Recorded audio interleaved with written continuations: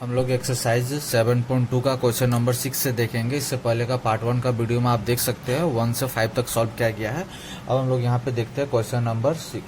Question number 6 में दिया हुआ है एक चतुर्भुज है, सम चतुर्भुज। ठीक है, सम चतुर्भुज का मतलब सम का मतलब समान होता है जिस चतुर्भुज का जिसका चारों भुजा बराबर होता है। ठीक है, तो इस तरह से हम लोग लाइन दे दी। यह हो गया चतुर्भुज बनाए, यह हो गया ए, यह हो गया बी, यह हो गया सी और यह हो गया डी। तो ए का निर्देशांक को हम लोग रखते हैं यहाँ पे 1,2। इसी तरह से बी के लिए रखते हैं 4,y और सी के लिए रखते हैं x,6 और डी के लिए रखते हैं 3,5। इस तरह से अब इसका हम लोग विकर्ण को मिलाते हैं। जैसे ए से सी हो गया विकर्ण और इधर हो गया बी से हो गया डी विकर्ण, और यह जो कटा हुआ इसको हम लोग नाम दे देते हैं ओ। अब इसको सॉल्व करते हैं। ठीक है, क्वेश्चन में दिया हुआ है कि सम चतुर्भुज में हमको यह y और यह x का मान निकालना है। तो कैसे निकालेंगे? तो सबसे पहले हम लोग यहाँ पे लिखेंगे ए सी, यहाँ लिखते हैं ए सी के मध्य बिंदु, ए सी के मध्य बिंदु ओ का निर्देशांक, ओ का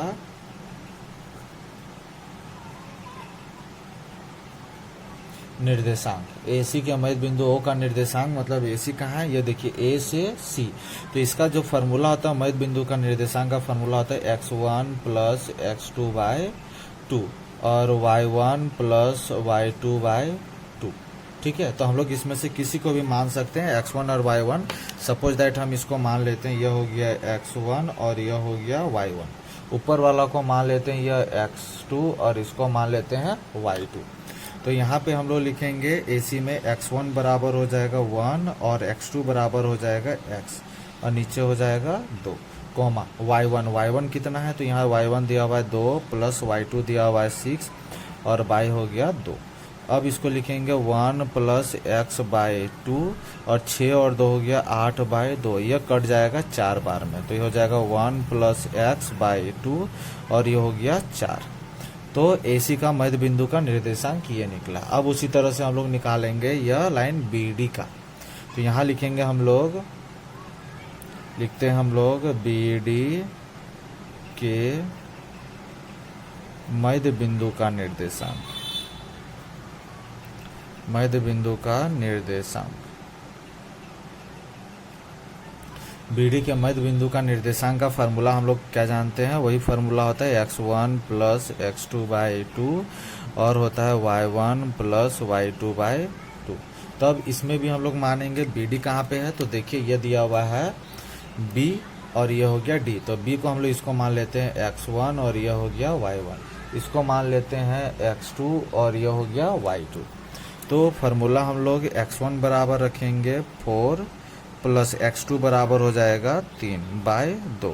उसी तरह से y1 बराबर रखेंगे y और y2 बराबर हो जाएगा 5/2।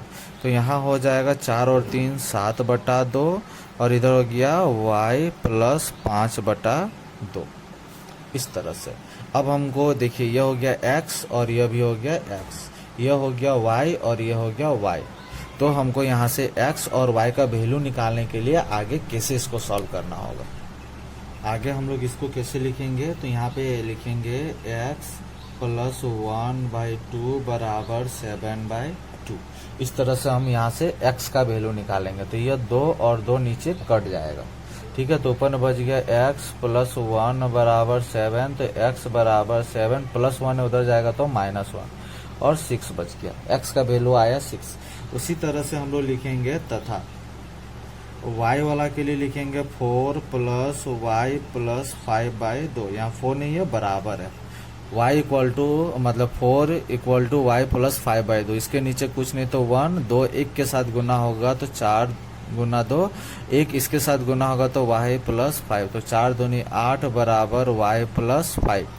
तो y बराबर यह 8 है, यह प्लस 5 इधर आ जाएगा तो -5 और घटेगा तो कितना आ जाएगा 3। y बराबर 3 मतलब x बराबर हमारा आंसर आया 6 और y बराबर आया 3। और इस तरह से यह आंसर, ये दोनों को बराबर करना है, x वाला को और नीचे y वाला को बराबर करना है, तभी यह हमारा आंसर आएगा। नेक्स्ट क्वेश्चन अब बनाते हैं हम लोग 7 नंबर क्वेश्चन यहाँ पे, और 7 नंबर एग्जाम के लिए बहुत ही इंपॉर्टेंट है। दिया है बिंदु ए के निर्देशांक ज्ञात कीजिए। यह देखिए ए का निर्देशांक ज्ञात कीजिए, जहाँ ए बी एक वृत्त का व्यास है जिसका केंद्र 2, -3 है तथा बी के निर्देशांक 1, 4 है। केंद्र बोला, यहाँ केंद्र दिया हुआ है। सबसे पहले ए बी एक वृत्त का व्यास है। देखते हैं कैसे इसको बनाएंगे 7 नंबर क्वेश्चन। यहाँ पे एक सर्कल देते हैं इस तरह से, और इस तरह से यह व्यास हो गया जो केंद्र से होकर के जाता है। यह केंद्र हो गया, सेंटर, और इससे होकर के जो लाइन जाता है उसको हम लोग व्यास कहते हैं। इसका नाम देते हैं ए, और यह हो गया बी। ठीक है, तो यह बी जो दिया हुआ है यह केंद्र हमारा दिया हुआ है, इसको हम लोग मान लेते हैं पी। और क्वेश्चन में दिया हुआ है केंद्र 2, -3 है, यह 2, केंद्र दिया हुआ है। और जो बी दिया हुआ है उसका कॉमा दिया हुआ है 1, 4, और हमको ए निकालना है। ए निकालने का मतलब x1, और यहाँ से निकालना है y1। ठीक है, तो हम लोग ए पी यहाँ पे m1 और m2 नहीं दिया है, बट हम लोग जानते हैं कि जो व्यास मतलब d = होता है r/2, और r = होता है 2, फार्मूला गलत है, r = d/2, और d = होता है 2r। मतलब इधर r को अगर 1 लेते हैं और इधर r को 1 लेते हैं तो 1 और 1 क्या हो जाता है 2। इस वजह से हम यहाँ m1 1 लेंगे और m2 भी क्या लेंगे 1 लेंगे। तो यह फार्मूला में हम लोग बैठाते, यह हो गया x1 y1, यह हो गया x2, और यह हो गया y2, और बीच वाला जो इसको हम लोग मानेंगे x और y। तो फार्मूला हम लोग पढ़े हुए हैं x, y, इसका फार्मूला हम लोग पढ़े हुए, क्या पढ़े हुए हैं, तो इसको थोड़ा जूम करके मैं बता रहा हूँ, वेट करिए। देखिए यहाँ पे हम लोग लिखेंगे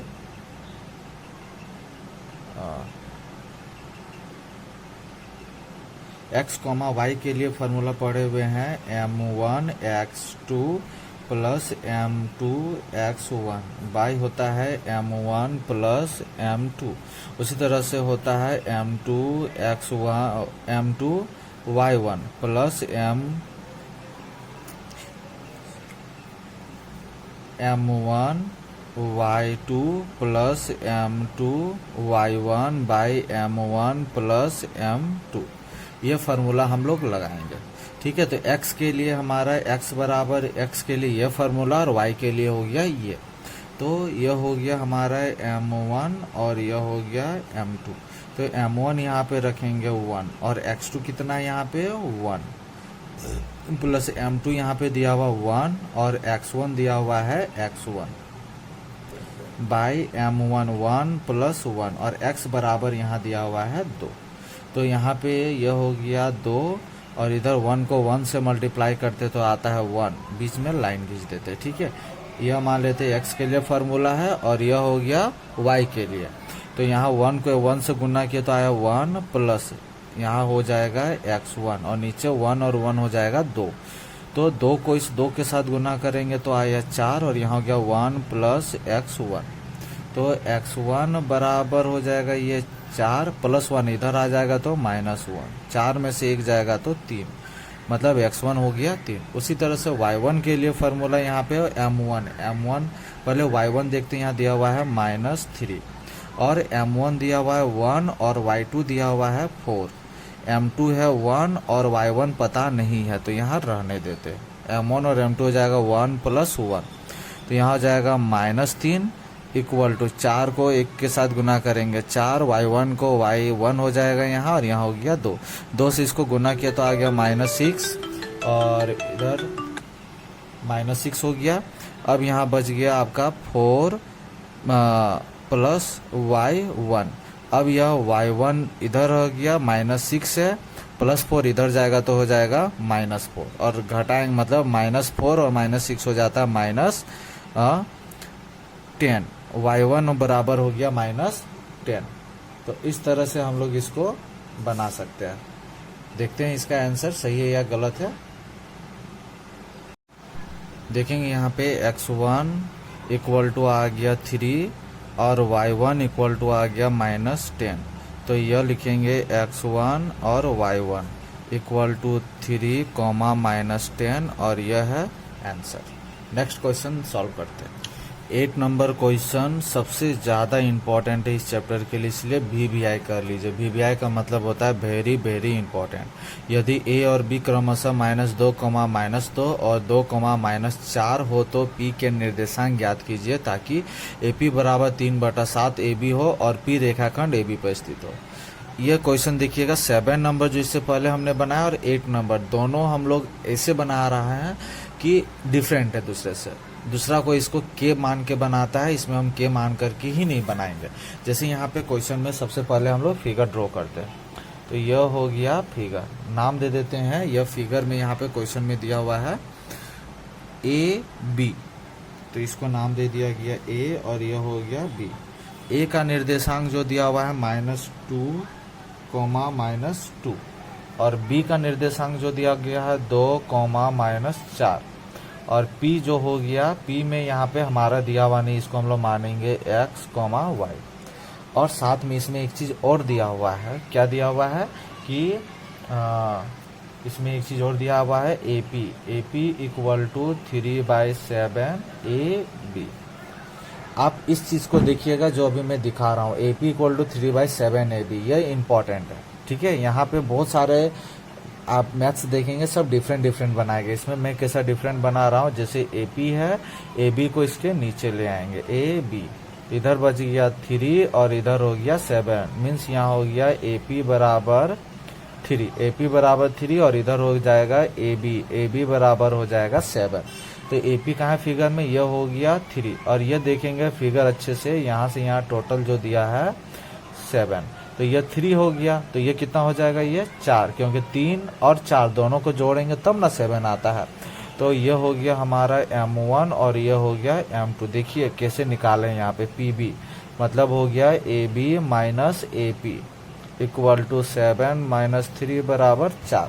तो ये तरीका मेरा है बनाने का। ठीक है, तो इसको हम लोग मानेंगे x1, यह हो गया y1, यह हो गया x2 और यह हो गया y2। अब इसको हम लोग सॉल्व करते हैं, तो सॉल्व करेंगे। P निकालना है, P मतलब x, y निकालना है। तो फार्मूला पढ़े हैं M1 x2 plus M2 x1 by M1 plus M2।